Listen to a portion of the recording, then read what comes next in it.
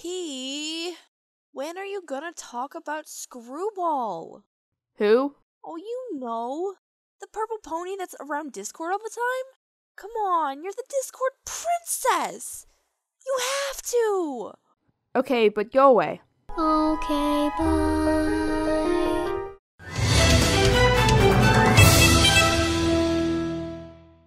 So the character of Screwball. I've been debating talking about her for the longest time. For those who don't know, Screwball is a character that made her first appearance right here. It's like she's a background pony, and background ponies are important to the show or something.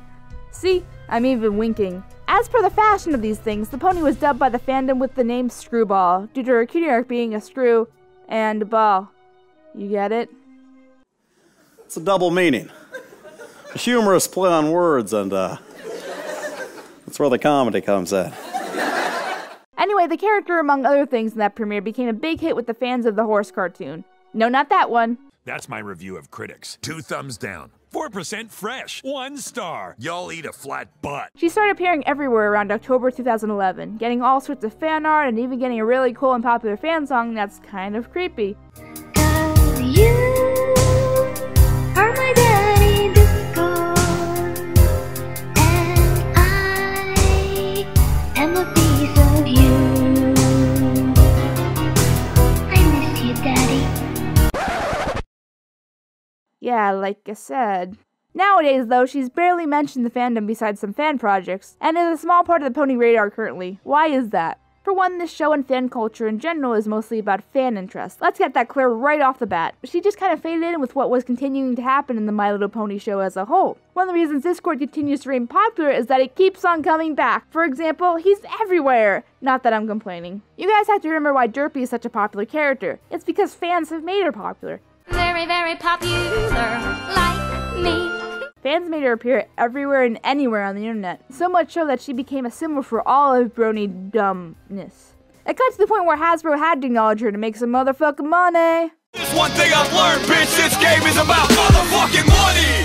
I make that dollar, y'all. Motherfucking money. It seems like many people lost interest in Screwball after a while because of both the lack of relevance with the current show, as well as her initial popularity regardless. It's like that theory about someone's 15 minutes of fame. Someone is the biggest star in the world for a couple of months, and then they fade into obscurity. It's like every 90s thing ever, except cartoons. 90s cartoons were awesome. We are riders on a mission, action, kids in fun condition, prepare to count down rocket power. Totally radical.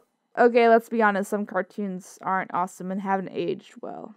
This idea works in similar fashion to stuff that becomes popular in the fandom and then slowly disappears. Remember Gak? Remember Twilight Cane? Remember this face? Neither do I until I remembered it just now. That's why a lot of popular companies, like McDonald's for instance, spend so much money on advertisement. Yeah, most people in the world probably know what McDonald's is and what they serve by now, but people need to keep it fresh, no pun intended, in their minds in order to remember, hey, I should go to McDonald's today. I promise McDonald's isn't sponsoring this video. Disney does this as well, you know, with theme parks and its re-releasing of old classic movies, and then remaking them. I'm looking at you, Emma Watson. Another aspect to consider, back to Screwball, is since the Discord 2-parter was so big and epic, there was and still a lot of information to process as fans. Discord himself, who has become this bombastic character, is enough to start the process as a fan of the lore, so Screwball is just a small piece of what happened during that episode. But keep in mind the average size of episodes. Special aspects like this can be overshadowed and end up being forgotten in the fandom's run.